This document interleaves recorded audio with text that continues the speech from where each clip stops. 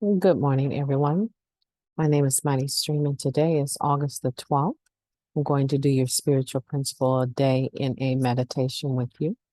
Brought to you by Hope Through Navigation. This is our Hood Recovery Services. And if you need to reach me, please do so at recoveryofhope21@gmail.com. Let's go ahead and get into our meditation for today, August 12th, finding grace in the process.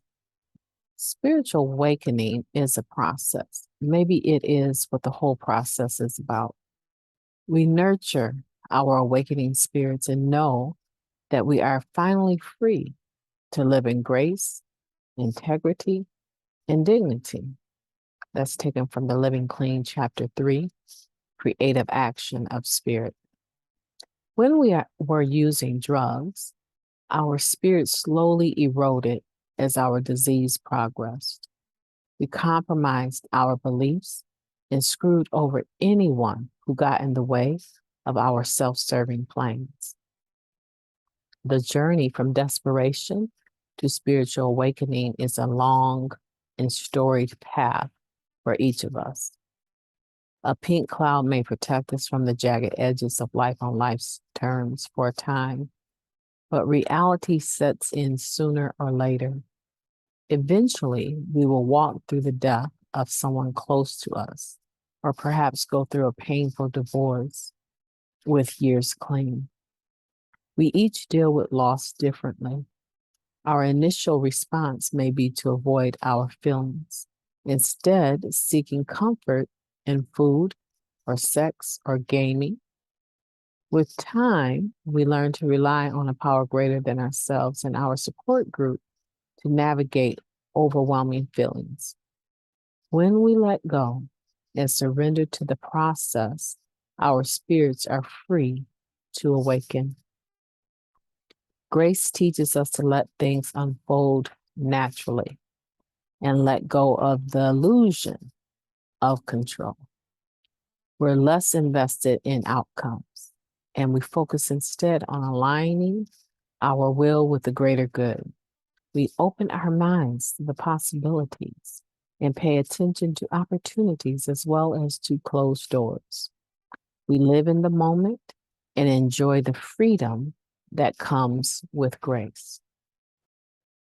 I will let go of my expectations and enjoy the clarity of the moment. I will allow myself to be present for the evolution of my spiritual journey and revel in the grace of living just for today. I'm speechless. I feel like I read it, but it's going to take time for my spirit to interpret it and receive it. Because for me, when I talk about grace, living in grace, it's not just like a basic conversation. It's a gift. To me, it's a gift. To have the grace of God in my life is a gift, right? It's not about a few words written on paper. Have you ever heard of anyone refer to the Constitution of the United States as a living document? What a living document actually means is that it is interpreted in real time. It was written under the unction or the understanding that it would be effectual always, right? And so it's a living document, meaning that you should be able to apply it in real time, no matter what the circumstance. Now, grace to me is like that. Grace is a living spiritual principle that is always available to you. It's always ready to be tapped into, and the well never runs dry. It is one of the most beautiful spiritual principles that I have ever encountered in my whole life, outside of NA and inside of NA. Grace allows me the opportunity to learn how to live without condemnation, without judgment. It's something that's given to me. And a person can give you grace, they can afford you grace, but sometimes that level of human's grace does run out. People lose patience with us. People, for the sake of their own well-being and their own recovery, will draw lines with you if you continue to cause them harm, or you continue to drag them into things that they don't want to be a part of, right? People will tell you, I'm done, right? But this grace that comes from God, this spiritual grace that we don't manufacture as people, is a very deep thing. It's a very live thing, and it is always present. So that's why you want to have a relationship with your higher power, with God, so that you can become completely free and live in grace, integrity, and dignity at all times. It's possible. You may not think it's possible because you're going through a storm where there's not much grace for you to move around, but that's probably because you're dealing with human beings that they're not able to be God, right? They're not able to continue to make the sacrifices just so that you can win, right? Um, an example of that would be, parents who have a adult child that continues to relapse and use, and the parents continue to be called to come get the kids. At some point in time, those parents, if they're like my parents who are aging, they know that they're running out of time. Their lifespan is shorter. They don't have that time to raise children that they didn't birth, and their own children are grown. So your grace may be running out with your support system, is what I'm saying. And it's because people are thinking about their own lifespan, their own quality of living.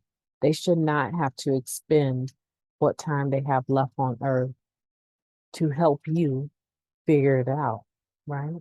And so grace may be becoming shorter for you. And it's because you're dealing with individuals that also have a limited resource of funds, a limited resource of time, a limited resource of whatever.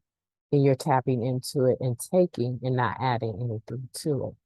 So grace with humans is often has an expiration date on it.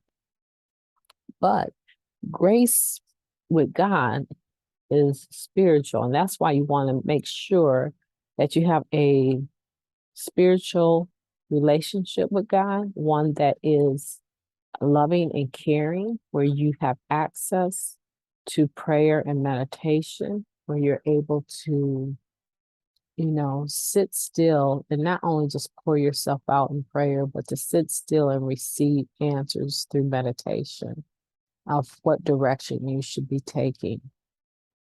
I hope you're still practicing the 5 minutes of breathing and becoming intimately connected to your being, your vibration, your thinking process, your energy, so that you know when something is feeling okay and when something isn't. And if you can learn your physical systems, right, and allow God to reveal to you through meditation and through your own body responses what's good and what's not, you will go a long way in life.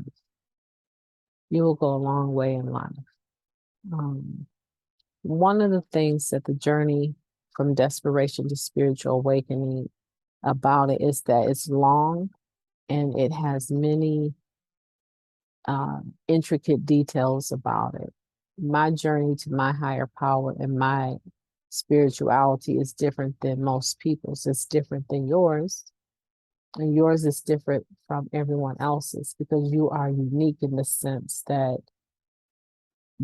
unless you have a twin, there's no one just like you. You are unique.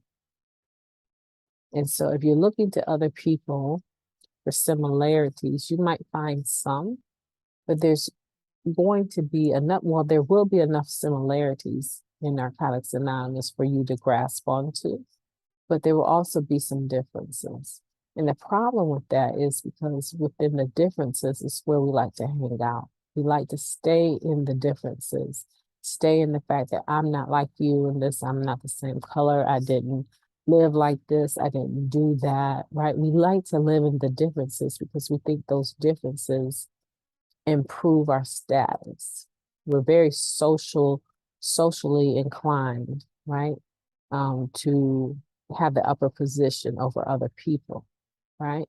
And so we like to hang out in the differences so that we can not be like other people or always have the exception and not follow the rule, right? But in Narcotics Anonymous, we can't afford to do that. We have to look at our similarities. And we have to remember that first and foremost, we are addicts, right? And we know that we cannot control our drug use. We can't take the first one, right? There's some similarities. And then from that point of complete surrender, we all tend to go at different paces, but kind of in the same direction, right? Of becoming productive members of society. Grace will allow you to do that. Grace, that last paragraph there, teaches us to let things unfold naturally and let the illusion of control go. Right. And so with grace, like I said, there's no rushing, it's always available. Patience is always within grace.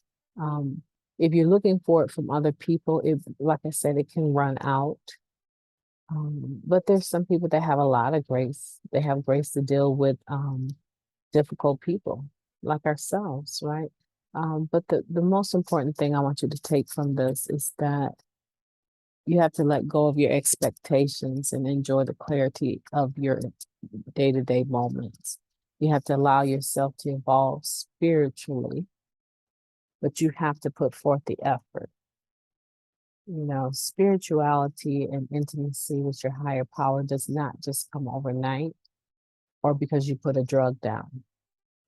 What's next? And that's what Mighty Stream wants you to be thinking about, is on finding grace in the process. What is next for you? What is the next thing that you need to do to deepen or mature this level of grace in your life? And undoubtedly, you're going to be looking towards your higher power for that, because that's where the true grace comes from. And that's where we as human beings, we emulate that grace. Usually what we've been given, we are able to extend to other people. But for right now, you just need to find it within your relationship with your higher power and not have this expectation of other people to give you grace. If they give you grace, they extend you more time, they extend you more help, if they extend you more understanding of your circumstance, that's beautiful. But if they don't, then what are you going to do? You still have to stay clean. You still have to move forward in your life. If they bail out on you because they're tired of you, you still have to do the work. And that's why I'm pointing this topic of grace towards God, towards your relationship with God. I hope that helps you. I love talking about the topic of grace, and it is, like I say, a living spiritual principle that should always be handy and available for you to access. I've enjoyed talking to you, and I will be talking to you tomorrow.